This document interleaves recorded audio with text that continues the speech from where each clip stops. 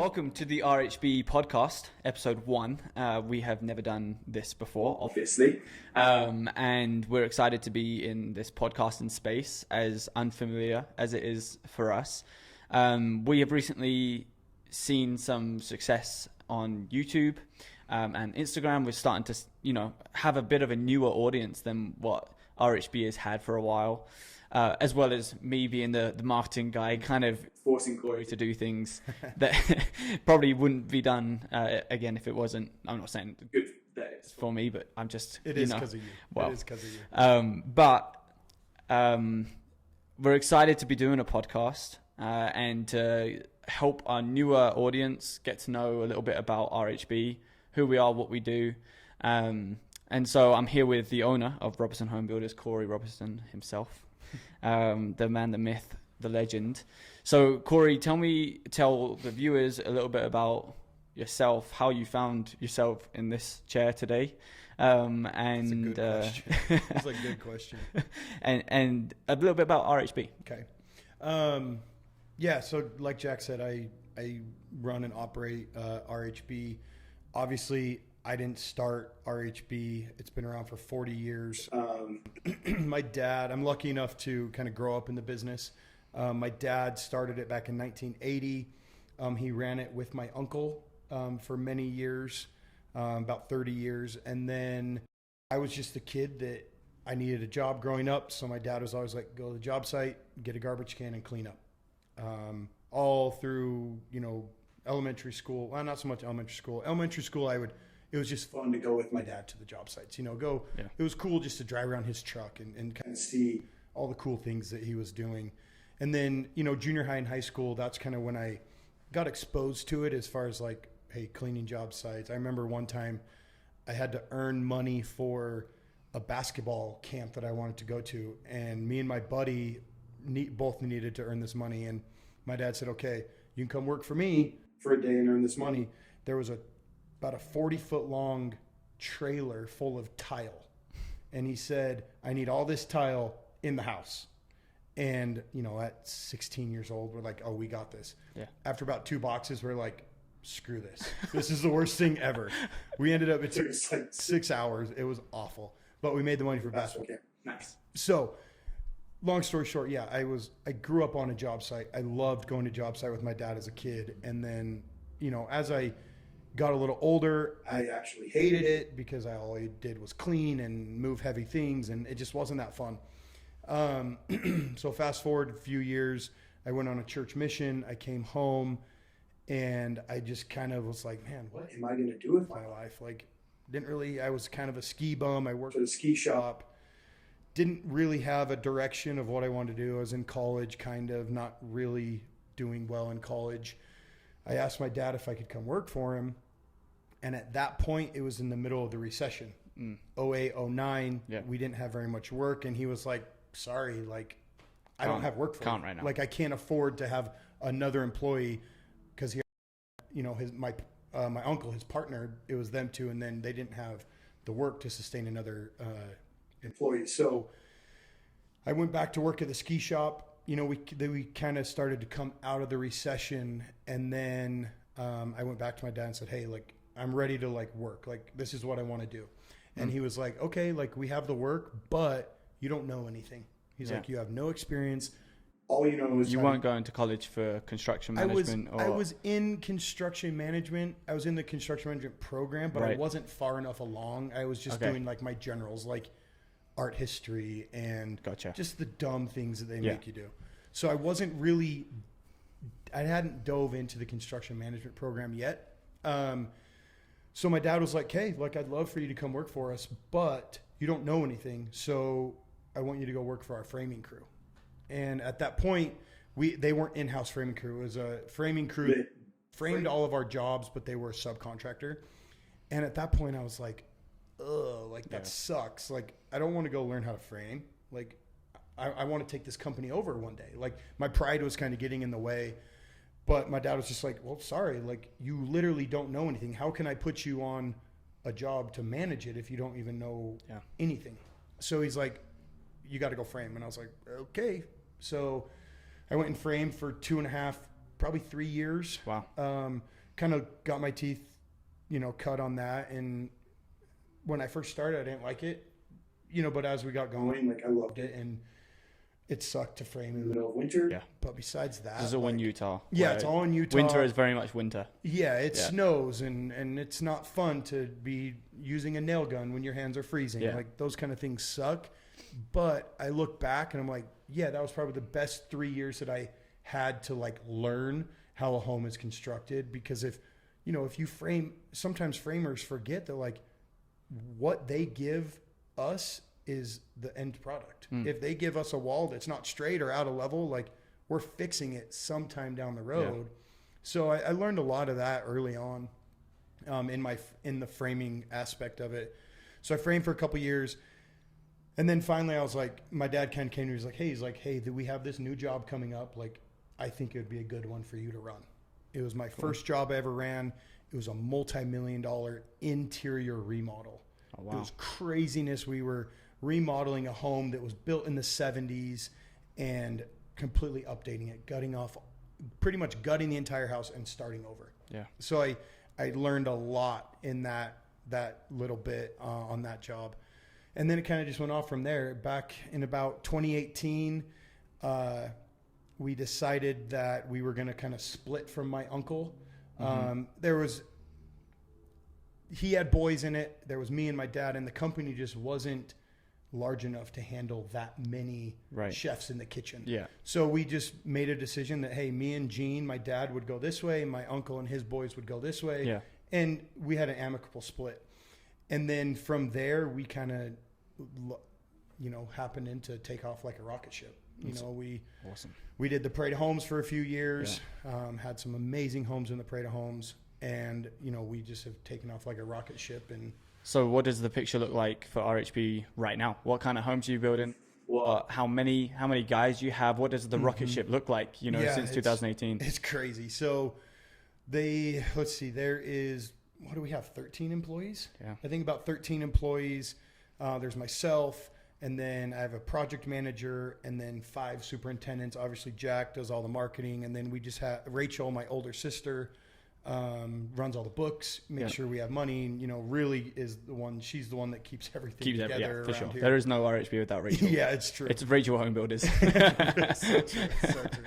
So she kind of is the glue that kind of keeps everyone together, make sure we're doing everything correctly. And then I just have, there's the four kind of like hotshot guys that go around and do all the odds and ends stuff. So right now, what do we have? We have 9 jobs going. Yeah. We have 9 homes in the ground. I think our sweet spot is anywhere from 8 to 12 homes. That's about the max that we can handle and still give it the attention and quality that it needs. Yeah. And I think most of the homes are above $5 million. Wow. A couple, maybe 2 under 5 million, and the rest are over $5 million. So it's $5 to $15 million projects. Yeah, that's crazy. Just bonkers, right? It's crazy to think that. I remember back when I was growing up, like when my dad got like $1 million job, it was like we were high-fiving, like booyah, like we're doing $1 million job, and now it's like it's crazy to think that we're to a point where a $5 million job is like normal. Yeah. So I feel very grateful. Yeah. I feel very grateful that people, trust us with that kind of money. And that's a lot of responsibility on our shoulders. Yeah. To be able to handle that. And of course your product speaks for itself. Growth comes because of success, and people talking about great experiences that they've had with you as a builder, and word of mouth is massive in this industry, right? And so we just posted a video on YouTube on the red brick modern farmhouse in Alpine, Utah, which is just one of the most beautiful homes. Yeah, it's my Even favorite. Before I worked for you guys, it was always one that I literally had to remind myself to look at the road when I drove past it because it's such a head turner. And that video, I mean, people have loved it. It's got 75,000 views on a brand new YouTube channel, which is awesome and is a testament to the work as well. Yeah. So what are some projects that you have going on right now that people can look forward to seeing? I think right now we have some of the coolest projects that I've ever had going, and maybe some of the coolest projects that are going on in the state of Utah. So out in Bluffdale, we have 2 projects. They're best friends, business partners, and they're 25,000 square feet a piece right next to each other. Well, one, and there's a house in between, and then the next one. It's kind of odd. Yeah. But it's amazing. Like these homes are nothing short of spectacular. It has everything and anything you can think of: golf simulators, basketball courts, pools, sports courts, just amazing fun things for like young families to do. But then the craftsmanship and the quality of stuff that we're putting in the home are next level. I was just going to say, I'm really, so for everybody listening, I'm a relatively new employee for RHB.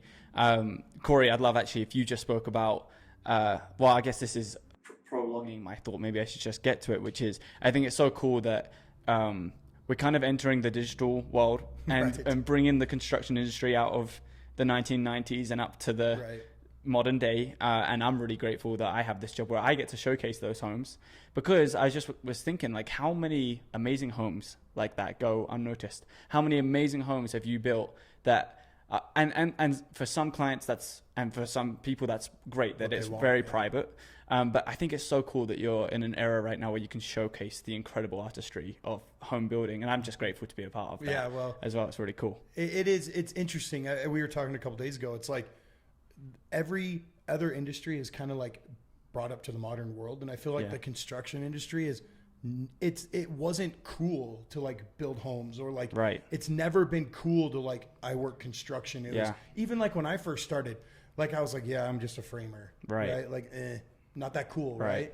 But like, I feel like, and that's what I've tried to do with RHB is like, I want it to be cool. Like building homes is freaking awesome. Like you take this empty piece of ground and a year later, 2 years later, there's a massive, beautiful home on it. Like, well, a cooler industry. I can testify of that because like I had nil, like absolutely no experience. Or even interest in the construction industry until I kind of dipped my toes into like real estate videography. And since working with you guys, I'm just like, I absolutely love this.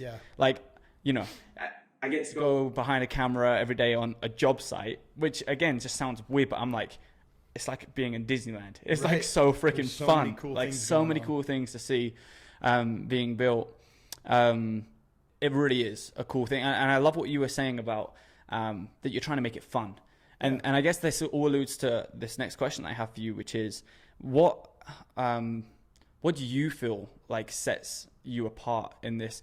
So I don't know if everybody knows, but I would say that Utah, in terms of the luxury custom homes, is a relatively competitive space. Yeah, very competitive. Right? Very competitive. More so than most other areas. And so, you know, we love all of our competitors, and I know that you have great relationships with lots of your competitors.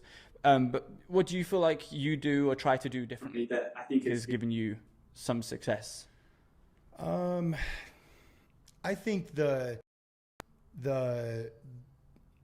learned from a very young age, like the clients want the involvement of the owner, right? Like I've told myself that I would never get big enough that like I can't go on to one of my jobs and not know what's going on. Like any one of my superintendents could call me today and say, hey, I'm sick.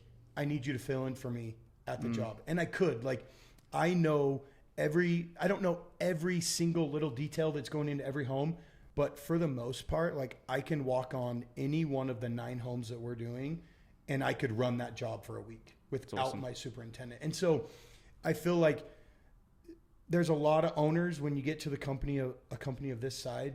I feel like there's a lot of owners that couldn't say that. Yeah. And so like, that's one thing that Gene, my dad, taught me is the clients, it's my name. Yeah. It's my name on the company. Yeah. They want to see me. They want to hear from me. So that, and then I feel like just the team, the RHB team, like our employees, they're awesome. Like every one of my superintendents, like ends a job and has a great relationship with their clients. Yeah. And then our subcontractors, like, I think I can limb and say we have assembled probably the best subcontractor team in the Valley. And a lot of that is due to the previous generation. A lot of these subcontractors have worked for our family for 25 plus years. For a prime example, our HVAC guy does all of our HVAC systems. He did the HVAC in my dad's personal home 35 years ago. That's so and he cool. still works for our company today. That's so cool. I've known him since I was 3 years old. And a lot of the subs, like, I can say that about. And so it's just like, it's like we're just like this big nucleus, like family. Yeah. And we work together. And I feel like that is probably one of the biggest things that separates us that's from that's the a other massive guys. deal. That's a massive deal, because from the outside, like I said, knowing nothing about building a home, especially homes of the size and magnitude and beauty that we build, something that struck me is, oh my goodness, there are so many moving pieces. So many. And so communication is absolutely pivotal and vital to a successful build and a successful experience for your clients. And so having those long-lasting ties with your subs, I'm sure helps a bunch with communication. Yes, totally. I tell this to all the superintendents. I say, we are only as good as our subcontractors. Like, it's not my team.